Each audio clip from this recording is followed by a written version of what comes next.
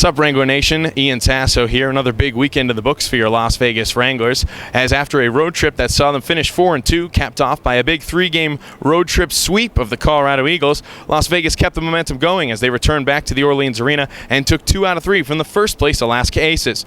Bo flips one on net, bounces off a body. Ryan Weston corrals it around the net, using that big frame to gain position. Weston backhands it in front. Pakovich scores! Jeff Pakovich ties it at 1. Medill back to May. May has a howitzer at the point. Wrist that one and in! Takes a little off with the wrist or the changeup and tipped in the net by Josh London.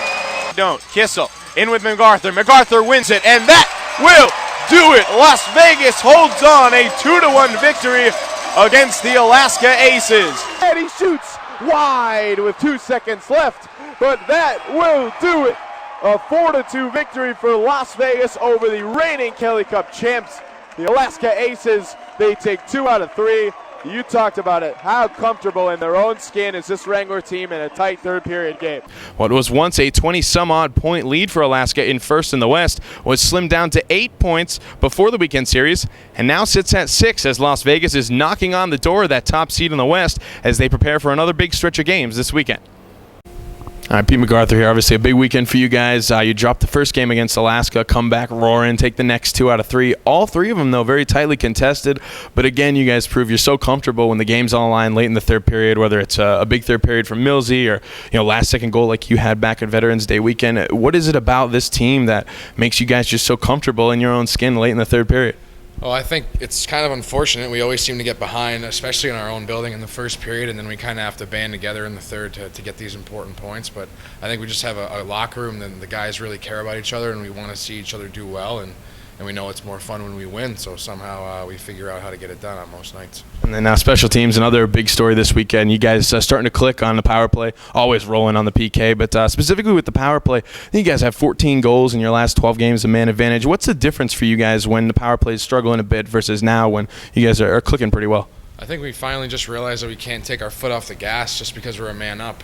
Usually when you relax on the power play, that's when the penalty kill senses that and they take advantage and they take momentum over in the game. And in the last 6 or 7 games here, we've been doing a great job on face-offs and winning puck battles in the corners and just keeping the play alive.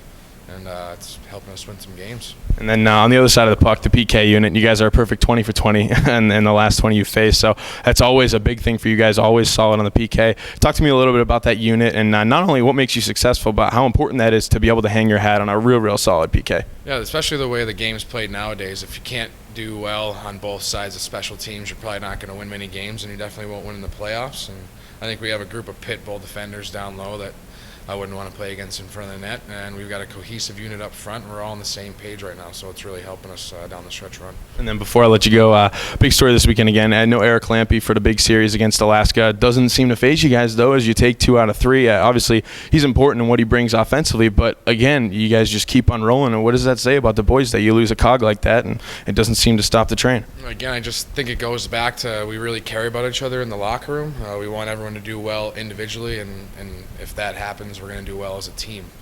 So we've been together all year long. Guys know how to pull the rope when somebody goes down, and we've been doing it all year, and it was no different without Lamps. So although it'll be nice to get those goals back in the lineup. All right, thanks again, man. Good luck the rest of the way. Thank you very much. And Joe Fallon here, 3 more starts for you this weekend. I think that makes about 6,000 so far this year. How you feeling, man? The legs getting a little tired? Are you good?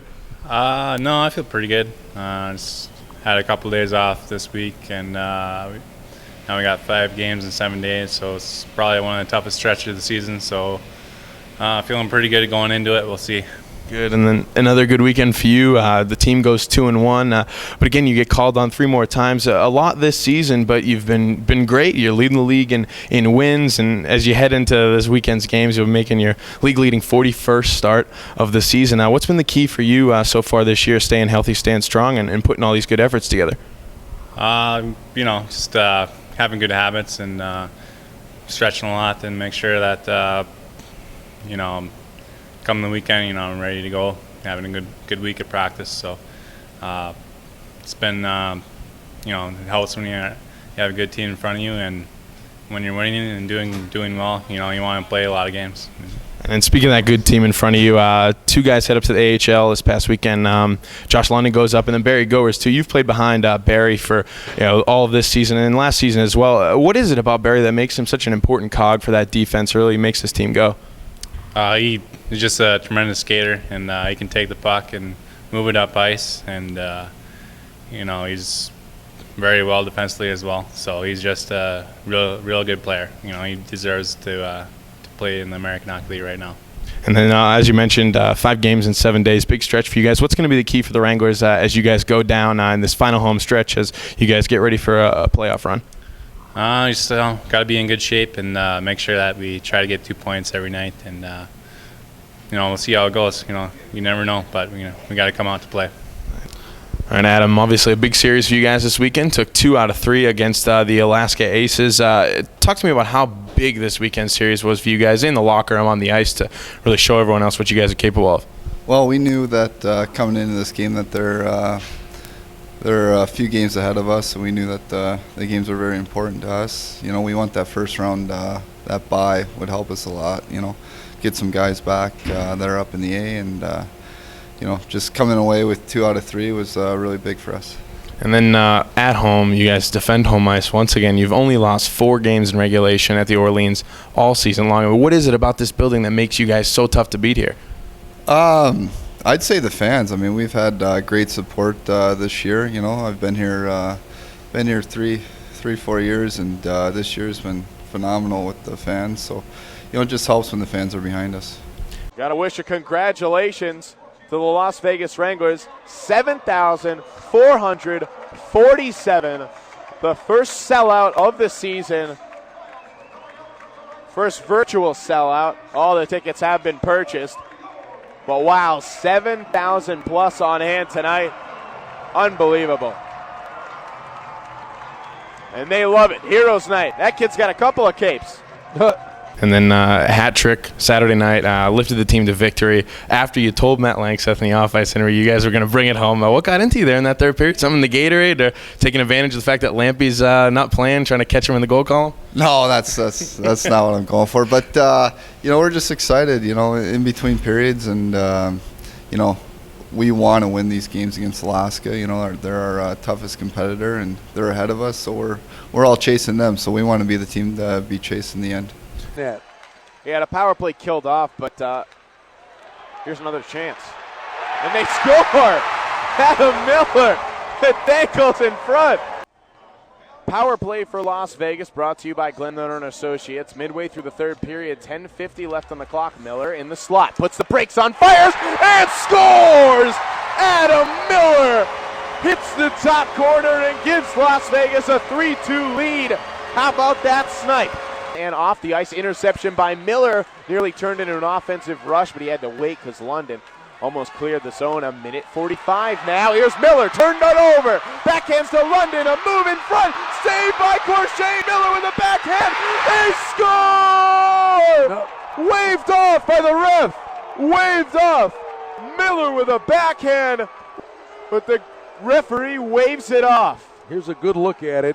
Miller gets another chance on the backhand. And let's see if this finds its way in. That's a goal. That was absolutely in. That's across the line. That's a goal. But he calls it a goal. It's a good goal. 4-2. Las Vegas on top of Alaska. A hat trick for Adam Miller. And here come the Caps raining down Las Vegas. A minute and a half away from a huge win against the Alaska Aces. And then obviously that hat trick not only leads you guys to victory, but of course gives you 74 goals in your career, which means you pass Tyler Mosienko as the all-time leading scorer here in Las Vegas. What does that mean to you? It feels good, I guess, that I'm contributing to the team. But, in the big picture, I just want to win a championship here, and that's why I came back. Miller and the boys will look to keep things rolling as they return back to the Orleans Friday night, just in time for our Pink in the Rink game, where Las Vegas will be donning these specialty pink jerseys to help raise funds and awareness for breast cancer research. And then don't forget Sunday after the game, a matinee, 2 o'clock start after the game. Skate with your Wranglers. Bring a skates of your own or feel free to borrow one of ours. Good seats still available for both those weekends games, 702-471-7825, as you can come out and support your Wranglers as they get set for the final stretch of the 2011-12 season. Ian Tasso for your Wrangler recap, signing out.